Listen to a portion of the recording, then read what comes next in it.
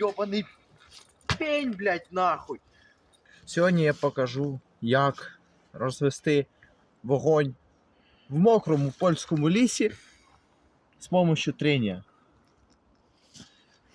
Беремо якусь условну палку, вона також мокра, і починаємо терти. Починаємо терти, і цю стихію огня можна перенести куди ви хочете. Тобто, головне закинути на телефон по Bluetooth. І думаю, все буде добре. Має вийти, якщо санкції не ввели.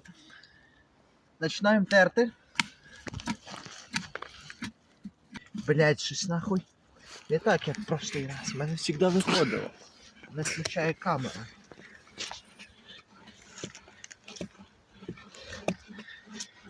Шляпа ёбана нахуй.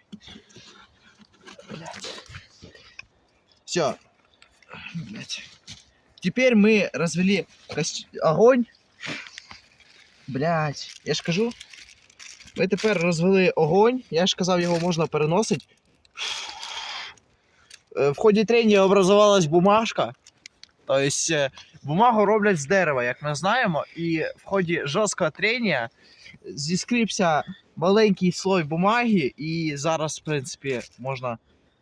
Костер потух нахуй. Пизда.